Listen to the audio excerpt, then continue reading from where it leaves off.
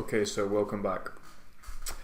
In this video we're going to take a look at Lady Macbeth's second soliloquy in Act 1, Scene 5. So this is a follow-on from the previous video where we looked at her reading out the letter and then her own immediate response to it. So you may hear some background noise going on here, but don't worry about that. That just adds to the authenticity of the experience here.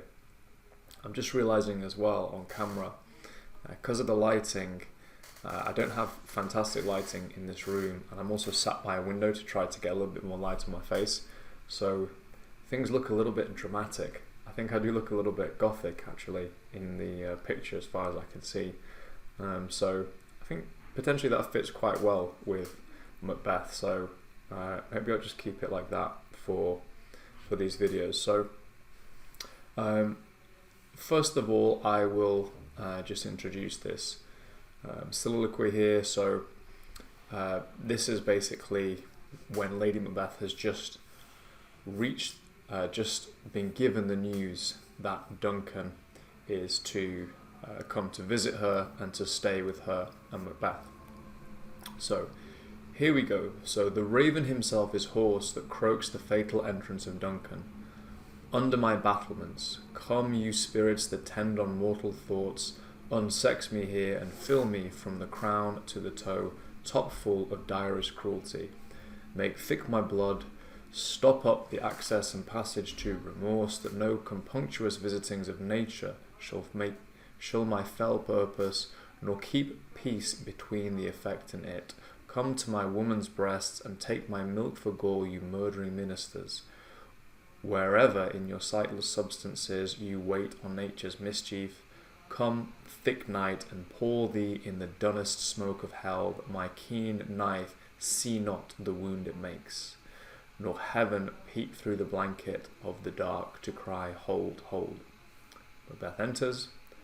Great Glamis, worthy Cawdor, greater than both, by the all hail hereafter, thy letters have transported me beyond this ignorant present, and I feel now the future in the instant.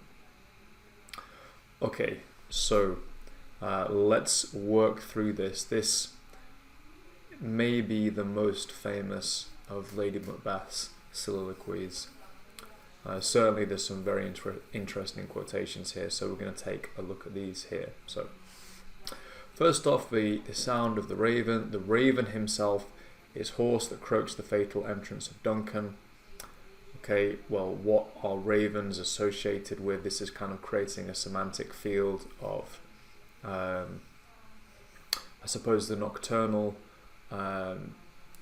maybe even the supernatural as well, and certainly the gothic. So the raven itself is associated with a kind of gothic field, the supernatural, and often death, frankly, as well. So we have this atmosphere being created by Shakespeare. Let's notice this little Freudian slip here. Well, it's not really a Freudian slip, it's just, her assumption. The fatal entrance of Duncan. Fatal entrance. Come on. So this is building up in the audience. This is building up a sense of, ooh, we know what's coming here. This is building up that sense of foreboding. It is a fatal entrance of Duncan. His destiny has already been written. He's already in the mind of Lady Macbeth. This is his last stop. He is getting off here because they have a plan for him. Under my battlements, come you spirits that tend on mortal thoughts, unsex me here and fill me from the crown to the toe top full of direst cruelty. So we've got, interesting here, under my battlements, so using the kind of possessive of the castle itself. I sometimes wonder if there is some kind of, I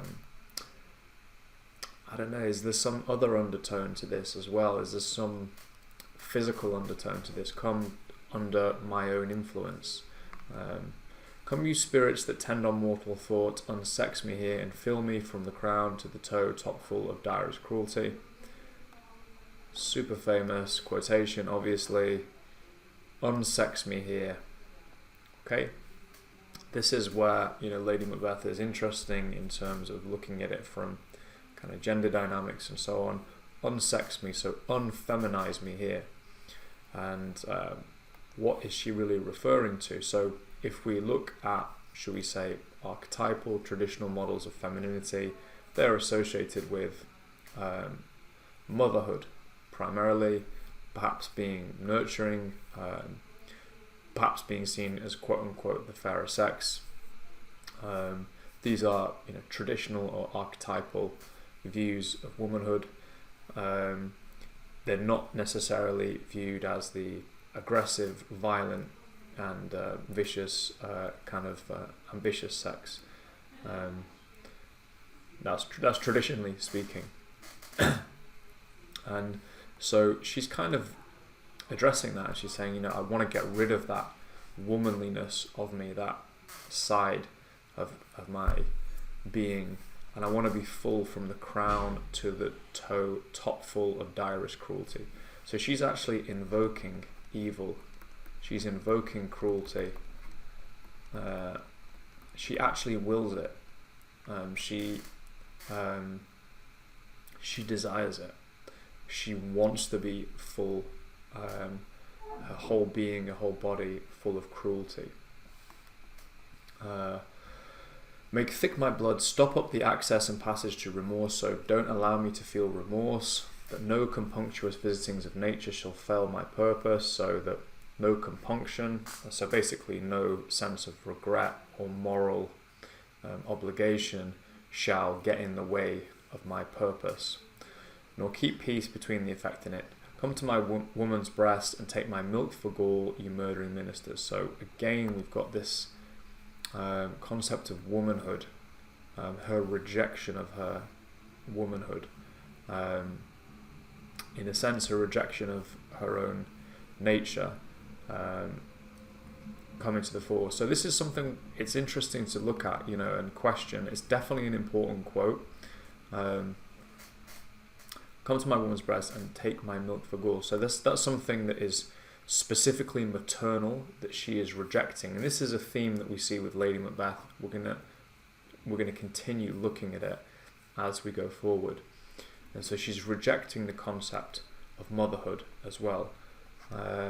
So I would describe her as the almost anti-mother. She's not just not a mother, which is a theme in itself. So she doesn't have children, so like she quote unquote barren. Does this say something about her character in the play? You know, her kind of unproductive marriage with Macbeth? I'm not sure, but certainly she really wills herself to be kind of anti-maternal, and she wills herself to be basically cruel, and she invokes evil kind of spirits even to achieve that end. You murdering ministers, so these are the spirits that she's invoking. Wherever your sightless substance is, you wait on nature's mischief. So she's calling out to these murdering ministers, these spirits. And then she says, come thick night and pour thee in the dunnest smoke of hell. So like, come the night, I want this thick, cloudy, dark night, so that my knife cannot be seen. So even my knife cannot see the wound it makes.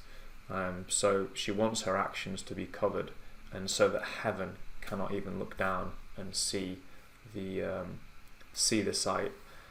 So we've got this kind of Christian imagery as well there. What they are doing is kind of anti-Christian, obviously. And that she wants that to be covered up by this cloak of smoke.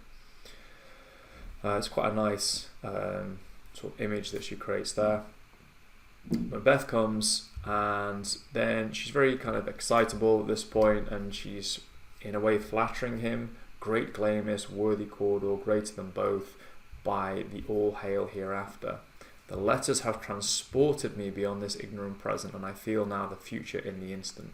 So the letters she received transported her into this future where she is the queen, and she's she's kind of thrilled about this. I would say there is a touch of flattery in her greeting of her husband, perhaps.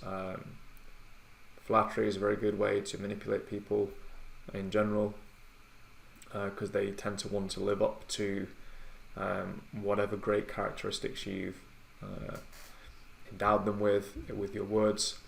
And so this is something to kind of watch out for with Lady Macbeth, as she's very, very skilled in this respect, and I think it's kind of starting off here. So key passage in the text here, I would say these few quotations here: fatal entrance of Duncan, fill me from the crown to the toe top full of direst cruelty, come to my woman's breast and take my milk for gall. Those are really crucial quotations from this passage. I would definitely note those down. You probably will want to discuss those, specifically if you get a question on Lady Macbeth herself. So we will leave this video there, and I'm going to keep going through kind of one soliloquy after another, and perhaps also just have a look at a few interactions as well between the different characters. So that is the end of this one, and I will catch you in the next video.